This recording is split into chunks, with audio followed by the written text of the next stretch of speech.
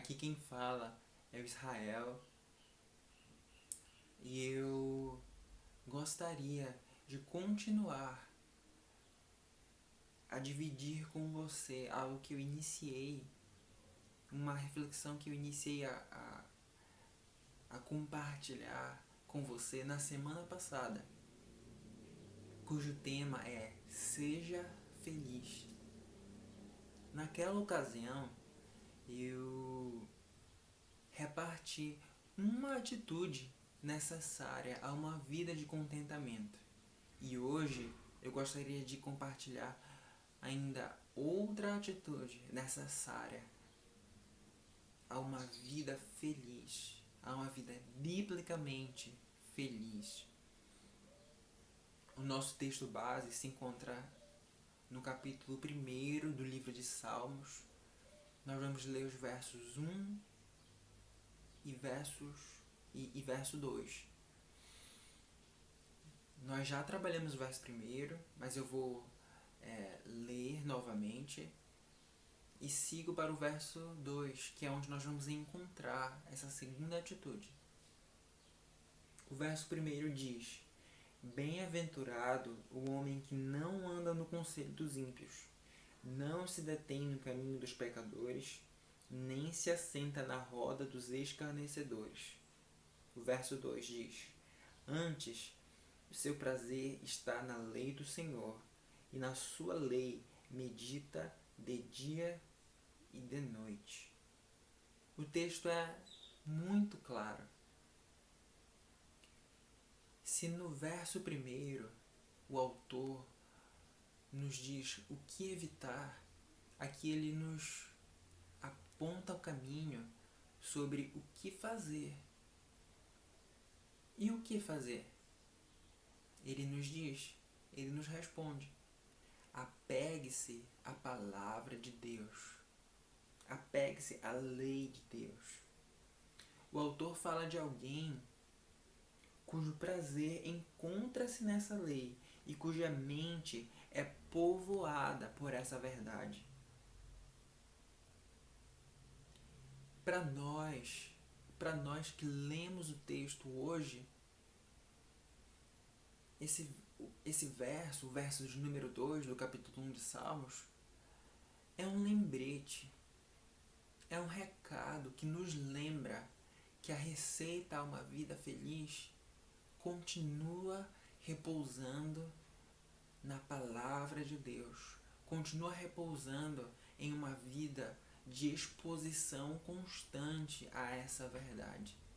A receita a uma vida maiúscula não mudou. E qual seria essa receita? Doses generosas de Bíblia, exposição diária, a luz que emana da presença e revelação escrita de Deus. Essa é a receita. O mecanismo e ferramenta mais confiável e eficaz frente à dureza e incredulidade do meu coração permanece sendo a palavra de Deus.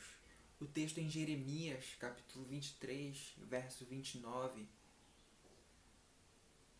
contribui conosco e diz: Não é a minha palavra fogo, diz o Senhor, e martelo que esmiuça a penha?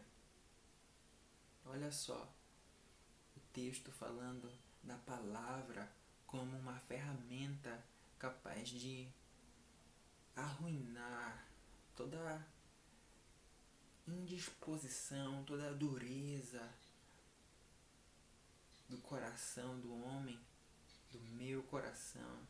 A palavra é ferramenta capaz de combater, de arruinar toda dureza, toda resistência. É a palavra de Deus, ferramenta eficaz em frente à dureza do meu coração. Também é a palavra que, como bisturi nas mãos de habilidoso cirurgião, é capaz de acessar as regiões mais profundas do meu ser e desarraigar o entranhado, separar o inseparável. O texto de Hebreus 4:12 nos diz: porque a palavra de Deus é viva e eficaz e mais cortante do que qualquer espada de dois gumes, e penetra até o ponto de dividir alma e espírito, juntas e medulas, e é apta para discernir os pensamentos e propósitos do coração. É a palavra. A receita não mudou. A minha saúde espiritual segue demandando o café com leite e o arroz com feijão, Bíblia e oração. É necessário investir tempo diante de Deus, expor a alma diante dele. É preciso alargar as avenidas da alma e permitir dessa forma o tráfego volumoso dos textos bíblicos por entre elas. O texto em Colossenses 3,16 recomenda: habite ricamente em vós a palavra de Cristo, instruí-vos e aconselhai-vos mutuamente em toda a sabedoria, louvando a Deus com salmos e hinos e cânticos espirituais, com gratidão em vosso coração. É essa a receita. É isso que precisamos fazer. Expor a nossa alma à presença de Deus e a sua revelação escrita. E aí você pode me perguntar: e agora? O que eu faço com todas essas informações? Por onde eu começo? A minha sugestão é: comece pela manhã, logo ao acordar. Fale com Deus antes mesmo de checar as mensagens no seu celular. Antes mesmo de sair da cama, escolha apresentar a sua vida a Deus. Escolha dar início ao seu dia na companhia daquele que pode nos manter seguros. Não ouse enfrentar um dia repleto de atividades. Não ouse enfrentar o mundo, as tentações e tudo mais sozinho. Antes mesmo de levantar da cama, apresente sua vida ao Senhor. E logo em seguida, escolha um texto e medite nesse texto da Bíblia. Rumine essa porção de versos durante o dia. Eles certamente se mostrarão úteis diante de uma decisão a ser tomada, diante de más notícias e tantas outras demandas. Em resumo, cerque-se da oração e da palavra de Deus cedo de manhã. Então, a minha sugestão é essa: logo ao acordar, fale com Deus e medite na sua palavra. Comece bem o dia. Comece as suas atividades entregando a sua mente, seu coração a quem pode mantê-lo a salvo das investidas, das armadilhas que surgem diante do nosso caminho diariamente. o salmista diz no Salmo 5, no verso 3: De manhã, Senhor, ouves a minha voz. De manhã te apresento a minha oração e fico esperando.